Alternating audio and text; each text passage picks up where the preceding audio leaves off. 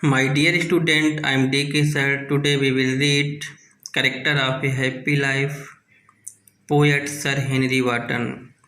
इसकी about the poet और about the poem हम लोगों ने फर्स्ट पार्ट में रीडिंग कर लिया था और हम अब सेकंड पार्ट में पोएम रीडिंग करेंगे। जैसा कि हमने कैरेक्टर के बारे में पढ़ा था कि चरित्र जीवन में बहुत ही इम्पोर्टेंट चीज़ है। चरित्र अच्छा होना बहुत ज़रूरी है, क्योंकि चरित्र अगर बिगड़ गया तो सब कुछ चला गया। अपने चरित्र को संभालना हमारी बहुत ही बड़ी जिम्मेदारी होती है, क्योंकि कहा गया है if money is last nothing is last, if health is last something is last, if character is last all thing is last. यदि धन गया तो कुछ नहीं गया, यदि स्वास्थ्य गया तो कुछ गया, और यदि चरित्र चला गया तो सब कुछ चला गया।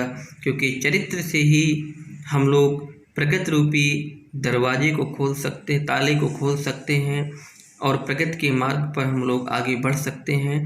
इसलिए अपने कैरेक्टर को मेंटेन करना हमारे लिए नितांत आवश्यक है। तो चलिए पोएम रीडिंग करते हैं हम लोग, लाइन टू लाइन बहुत अच्छे से डीपली से रीडिंग करेंगे। तो चलिए फर्स्ट स्टैंजा की फर्स्ट लाइन है, how happy is he born or taught that served not another's will, whose armor is his honest thought, and simple truth his utmost skill. How happy is he born or taught, जन्म या शिक्षा से वह व्यक्ति कितना प्रसन्न होता है। That served not another's will, जो दूसरों की इच्छा के अनुसार कार्य नहीं करता। Whose armor is his honest thought, ईमानदारी रूपी विचार ही उसका रक्षा कवच होता है। And simple truth his utmost skill, और साधारण सत्य ही सर्वोत्तम योग्यता होती है। वह व्यक्ति जन्म या शिक्षा से कितना प्रसन्न होता है जो दूसरों की इच्छा के अनुसार कार्य नहीं करता है। ईमानदारी रूपी विचार ही उसके रक्षा कवच होते हैं और साधारण सत्य ही उसकी सर्वोत्तम योग्यता होती है।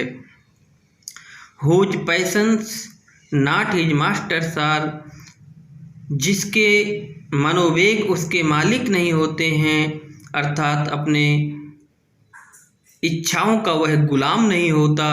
Whose soul is still prepared for death, उसकी अंतरात्मा मृत्यु का वर्ण करने के लिए हमेशा तैयार रहती है। Untied unto the world with care, वह सांसारिक चीज़ों की कोई परवाह नहीं करता।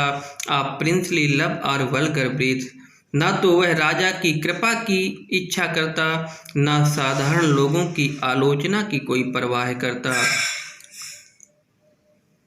ऐसा व्यक्ति अपनी इच्छाओं के अधीन नहीं होता, अर्थात इच्छाएं उसकी मालिक नहीं होती। उसकी अंतरात्मा मृत्यु का वर्ण करने के लिए हमेशा तैयार रहती है।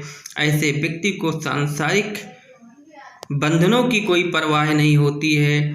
ऐसे व्यक्ति को ना तो राजा के प्रेम की कोई परवाह होती, ना तो साधारण लोगों की आलोचना की कोई चिंता होती। इसके बाद स्टैंजा नंबर थर्ड है हमारा, who hath his life from rumours spread, ऐसा व्यक्ति अफवाहों से मुक्त होता है। Whose conscience is his strong retreat, उसकी अंतरात्मा ही उसकी दृढ़ शरण स्थली होती है। Whose state can neither flatterers feed, nor ruin make ऑपरेशर्स great, चापलूसी करने वाले उसका कुछ नहीं बिगाड़ सकते, ना दमन करने वालों को उनसे कोई फायदा हो सकता। हु एनवीज नन हुम चांस डॉथ रेज नार वाइस, वो ऐसे किसी भी ऐसे व्यक्ति से ईर्ष्या नहीं करता जिसने संयोग से प्रगति प्राप्त कर ली हो। Who never understood how deepest wounds are given with praise, वह जानता है कि प्रशंसा रूपी घाव कितने बुरे होते हैं। ना rules of state but rules of good, ऐसे व्यक्ति को राज्य के नियमों की कोई परवाह नहीं होती, बल्कि उसे सदाचार के नियमों की परवाह होती है। Who God doth late and early pray, more of his grace than gifts to lend. वह हर समय भगवान की प्रार्थना करता है और किसी उपहार या किसी फायदे के लिए नहीं करता। Who entertains the harmless day, वह बुरे दिनों का भी स्वागत करता है। कैसे करता है? With A well chosen book और फ्रेंड, एक अच्छी पुस्तक या अच्छे मित्र का चुनाव करके। This man is free from servile bands, ऐसा व्यक्ति दास्ता के बंधनों से आज़ाद होता है।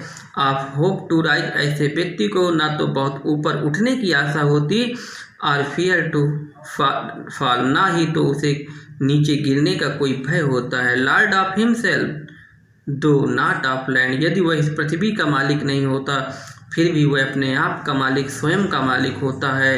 And having nothing he hath all, उसके पास कुछ न होते हुए भी सब कुछ होता है। थैंक्स।